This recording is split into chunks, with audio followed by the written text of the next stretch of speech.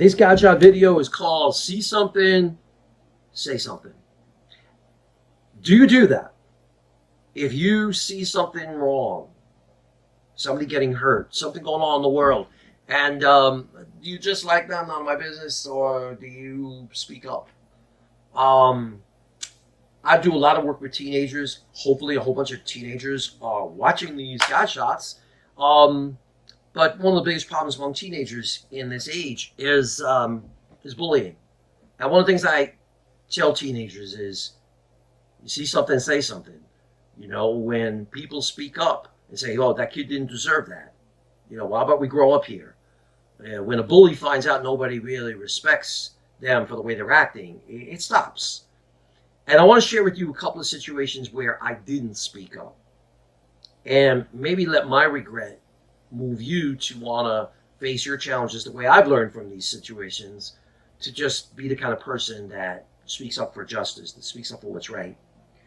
I'm in a restaurant with a friend of mine, and at the table next to us is a mentally challenged young person, maybe in his 20s, 30s, something like that, and his parents.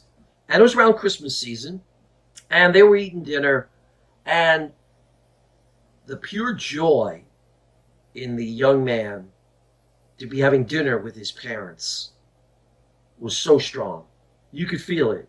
He was like overjoyed. And what I watched was making me sick, because they were not in the least bit into talking with him. They were talking with each other about people that weren't there and things he knew nothing about. And he was still trying to be good about it. He was still smiling, even though he was being kind of shut out. It was like they were doing their duty. It's like they were, expected to do this holiday dinner. And, oh man, it was just ugly. And I was getting madder and madder to the point where I really didn't feel like eating myself. And then what happened was, the check comes, they give him the check, and they leave. And I came this close to just getting up and saying to him, running out the door after him, like, what the heck is wrong with you? Can't you see how much he loves you? Can't you see how much this meant to him and the way you treated him? What's wrong with you? I didn't do it. I felt like it was stepping over a line into something that was maybe none of my business, but I didn't stick up for him, and I still regret that. I once was in a situation where I was leaving some store, and there was a homeless man up ahead sleeping out in a little storefront area. And some jocks from a local college, I could see there were jocks because they had their varsity jerseys on, and they one of them tripped on him, and the bunch of them just started kicking this homeless man. And I ran up to the scene, and they were running away. And my first thing was to take care of this, to be there for this guy. And he was scared of me. He was afraid that I was one of them, and no matter what I said, he was just frightened to death. And I should have run after those guys. I should have. Maybe I would have been the next one to get beat up. I shouldn't have cared. I didn't care, but I just didn't do it either. I wanted to be there for him, and they needed to be taught a lesson. And another time where I saw something but didn't say something happened on a mission trip.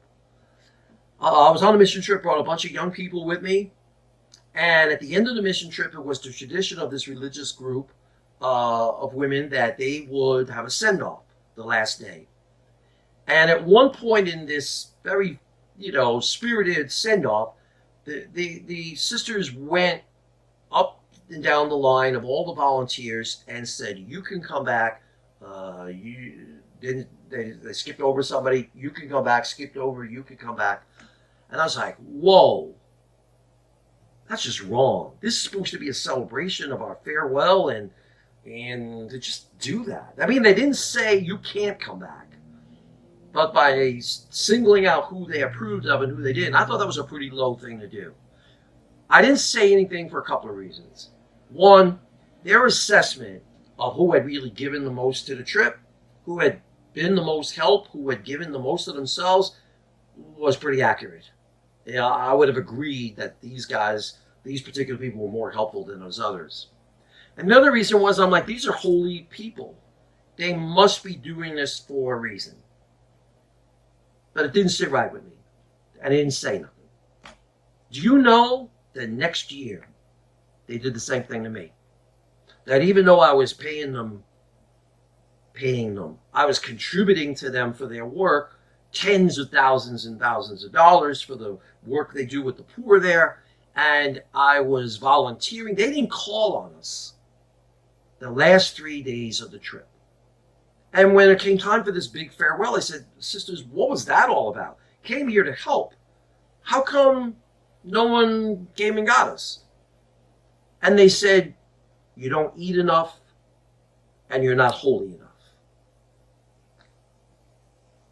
Well, first of all, it was kind of devastating to hear that from a group of holy women, missionaries of charity, not very charitable.